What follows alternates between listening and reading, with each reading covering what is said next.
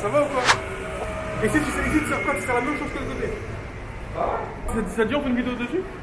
Bah, si tu veux, tu me dis, de toute façon, tu me dis. Et il y a aussi moyen, s'il te plaît, que je regarde comment tu fais, comment ça marche un peu la cuisine un peu. C'est vrai? Mais là, je vais manger. On fait une vidéo dessus directement. Vas-y, bah, Tout de suite. Là, tu veux faire la vidéo après manger? On mange en même temps tout. Je respecte les règles déjà.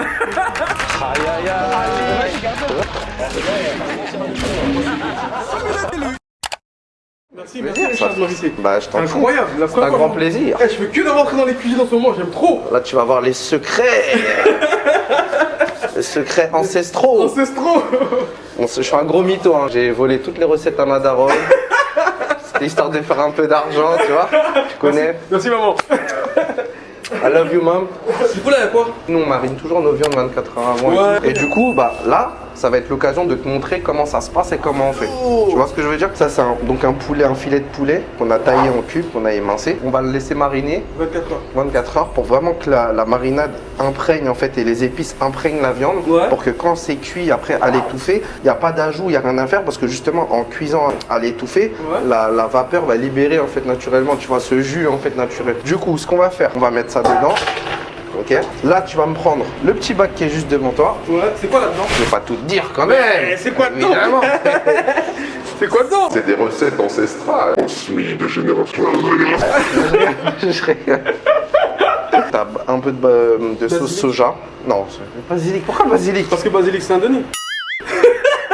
Là, en gros, donc t'as une sauce soja, donc sauce soja épaisse. Tu vas me verser la marinade dessus. La totalité? La totalité dessus. Vas-y, tu peux y aller. King shit like TIP. 20 bands from the VIP. But the bank C'est closed, agréable, yeah, it's hella empty. C'est thérapeutique. Et du coup, tu vois, voilà, ça va mariner, voilà, comme ça. Toute la nuit, ça va mariner tranquille. Cette marinade-là, elle est exclusivement faite pour le poulet aux oignons caramélisés. En fait, nous, on appelle ça cran. En vietnamien, cran, ça veut dire caramélisé. Le poulet, ça se dit gars. Gars. Gars cran, tu vois. Gars, Voilà. t'es mon gars sûr. Comme mon gars. T'es mon Ouais, gars sûr. tu connais. Et là, t'es mon poulet sûr. Tu connais. Mon petit poulet. Après, deuxième marinade. Ça, c'est au bœuf, tu vois. Donc, en fait, on a pris le cœur de rhum steak. C'est vraiment une partie assez tendre. Et si tu regardes bien, c'est vraiment, il n'y a pas de graisse, en Voilà, y a fait. aucun C'est gras, vraiment y a pas de le... blanc en fait qui ressort. No, man, it kinda tip me. Ça fait combien de temps que tu cuisines toi, sérieusement? Depuis, on va dire, depuis que je suis petit, parce que, tu sais, après, c'est compliqué. Genre, mère seule, qui élève ses enfants, elle doit travailler pour payer les factures. Bon, voilà, tu connais. Donc, j'ai été un peu, tu vois, en mode, je devais élever mes petits frères. Donc, forcément, apprendre vite, être vite responsable, apprendre à cuisiner, nanana. Donc, en fait, tu commences par faire des pâtes, de la sauce pour tes petits frères, machin. Et puis, voilà. Et puis, tu te prends de passion pour ça. Et puis, petit à petit, tu vois, tu commences à apprendre petit à petit, à t'intéresser. Et ma mère, quand je lui ai demandé de montrer comment elle faisait, justement, des recettes, elle montrait, voilà, tu vois. Pourquoi on les mince comme ça finement? Parce que regarde, si tu regardes bien, quand ça va cuire, Ouais. en fait tellement c'est fin, en fait, ça va te fondre dans la bouche comme du beurre.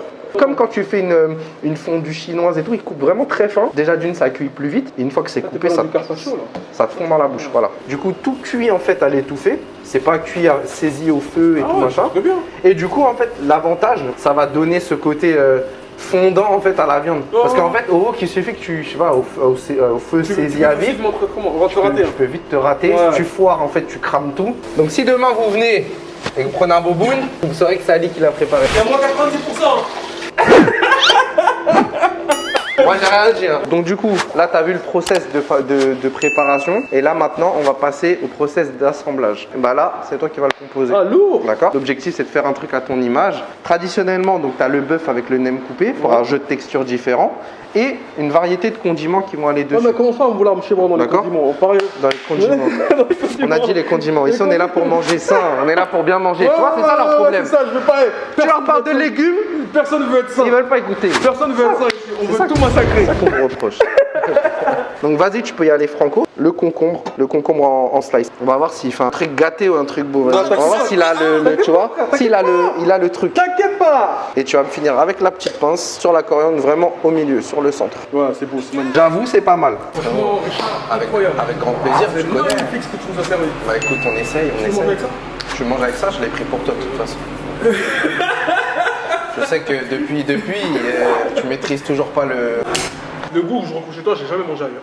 Ah ouais? Les saveurs qu'il y a chez toi, je les ai jamais mangées ailleurs.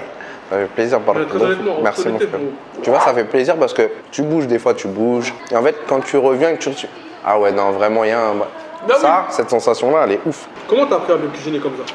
Bah écoute, moi j'ai grandi, je suis né dans le 92 à Clichy. J'ai déménagé donc avec mes parents, ils se sont installés en fait dans le 93 à Noisy-le-Sec. Et ensuite bah, mes parents entre temps bah, ils se sont séparés, etc. Donc je devais avoir 8-10 ans. Et d'où le côté, tu vois, genre en mode fallait vite se responsabiliser, s'occuper de prendre des responsabilités de grand frère parce que j'étais l'aîné. Les événements et les aléas de la vie m'a fait que je me suis retrouvé à devoir cuisiner pour mon petit frère dans un premier temps. Et je me suis vraiment pris de kiff en fait pour ça, tu vois. Plus le temps grandissait, plus je me suis intéressé à comment faire la bouffe. Mais ça veut dire qu'en vrai, toi, tu as commencé à cuisiner par nécessité en fait de base à la maison? Ouais, bah oui. Parce qu'il fallait s'occuper des petits frères, tu vois, moi je suis l'aîné, tu connais. Après les familles monoparentales, quand tu as une maman qui travaille dur pour élever ses enfants, pendant qu'elle travaille, faut s'occuper des petits frères, etc.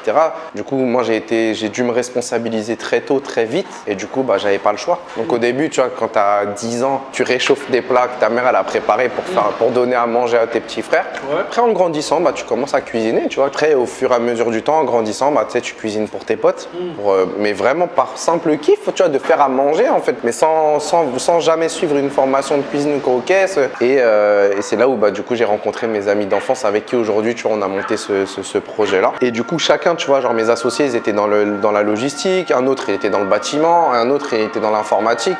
Du coup on s'est vraiment, tu vois, la passion qu'on avait en commune, c'était vraiment, c'était la bouffe, tu vois. Et quand on était petits, on s'était toujours dit, vas-y les gars, un jour quand on sera grand, on fera un truc ensemble. Et à chaque fois que tu me parles de tes associés, pourquoi je vois jamais tes associés? Ils travaillent pas? Non, je veulent pas voir ta tête. Non, ils veulent pas me voir. Non, mais après, comme on a 3 restos, tu sais, on est dispatchés, chacun est dans ses restos. Et du coup, voilà, moi, comme je bouge un peu sur les 3, j'essaie de checker un peu, et même eux aussi, du coup, ça dépend du timing. Il y en a un qui gère la paperasse, il y en a un qui gère avec moi les 2 restos. Okay. Donc voilà, donc on s'est un peu réparti les rôles pour que, voilà. Vous arrivez désormais à vivre un peu de ce métier de vos restaurants depuis? Je me fais à peine plus que le SMIC. Parce que moi, ma vision, c'est plus sur le long terme. Ouais. Et du coup, tu vois, genre le peu de trucs qu'on a, on prend, on le réinvestit direct en fait. Qu'est-ce qu'on peut te souhaiter du coup pour la suite? Pour la suite, c'est de créer en fait vraiment, faire pousser des beaux bouts de moi partout. D'en avoir marre de voir notre enseigne un peu partout où tu vas marcher. Voilà, t'allumes ta télé, boboune moi, tu marches dans la rue, boboune moi, des pubs boboune moi. Partout, boboune moi, on va vous bobouniser. Il a pété les plombs.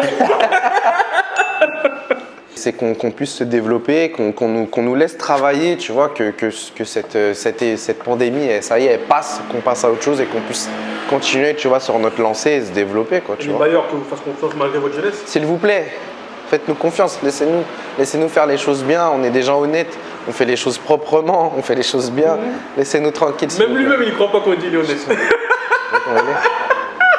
On est des gens honnêtes. En tout cas, merci beaucoup, Richard. Merci à toi, mon frère. Franchement, avec grand plaisir. Je l'ai dit, je ne dis pas parce qu'il y a la caméra. Mais honnêtement, chez toi, dans ton établissement, ce qui fait que je reviens tout le temps, c'est vraiment cette identité de cuisine qu'il y a derrière. Tu as des saveurs que je sens jamais ailleurs. Arrête. Non, mais je suis sérieux. Oh, tu vas me faire rougir ou quoi? Oh. Je vais pas donner de billets. J'ai rien fait, les gars. Là, c'est lui qui parle tout seul. J'ai rien dit. Merci beaucoup, frérot. Non, franchement, merci, mon frérot. Prends soin de toi. Merci toi aussi, mon frère. The collection, I'm Dennis Rodman. The money counter's the only moment of silence. Blonde Mohawk, the collection, I'm Dennis Rodman. The money counter's the only moment of silence. Boone, ça veut dire vermicelle, frérot. Ah, donc Danny Boone, c'est Danny Vermicelle. Elle est pas trop drôle, celle-là. Danny Boone. J'ai besoin d'aide. Non, je suis obligé de se couper là, 15 balles. Là, j'ai quoi? Pourquoi tu fais ça? Pourquoi tu fais ça? C'est archi drôle. Pourquoi tu fais ça? Les gars, parlez-lui, s'il vous plaît. Boone, ça veut dire vermicelle. Donc Danny, vermicelle. Moi, je quitte ici. Je vais vous dire dans les commentaires si la blague est drôle. S'il vous plaît, dites-lui la vérité. Aidez-le et dites-lui la vérité. Danny Boone.